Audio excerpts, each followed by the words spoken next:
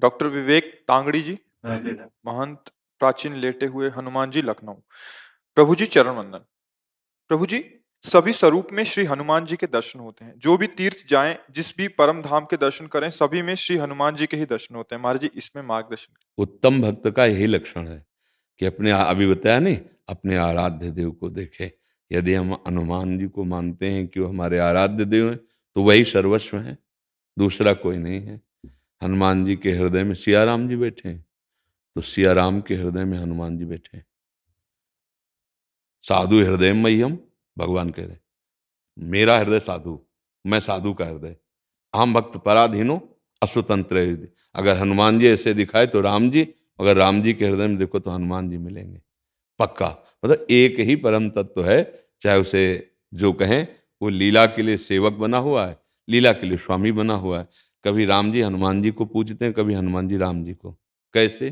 जैसे राम जी रामेश्वर की पूजा कर रहे हैं ना, वही रामेश्वर हनुमान जी बन के उनके चरण पूज रहे। कोई दूसरा है क्या? आप देखना, हनुमान जी कौन है? स्वयं रुद्र हैं, स्वयं शिव हैं। तो रामेश्वर की पूजा स्थापना कौन कर रहा है? राम जी। तो राम जी के चरणों को कौन लिए हुए?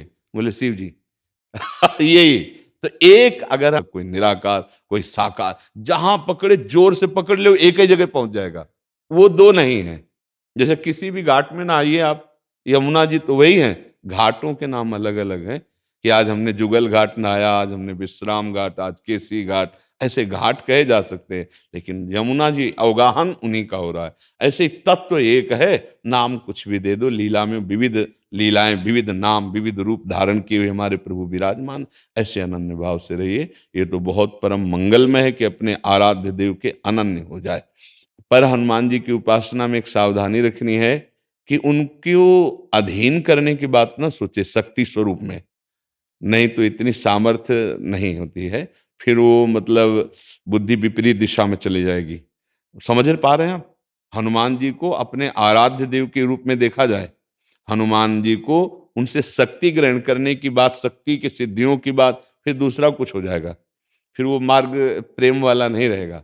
नहीं तो हनुमान जी की आराधना का फल सीधा आएगा, राम रसायन तुम्हारे पासा।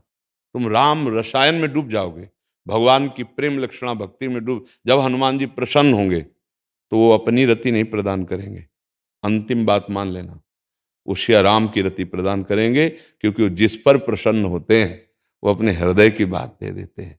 उनके हृदय में क्या है? राम रसायन, राम जी का प्रेम, वो उसको प्रदान कर देते हैं। और राम जी जिस पर कृपा करते हैं उसे हनुमान जी के चरणों में निश्चित प्रेम हो जाता है।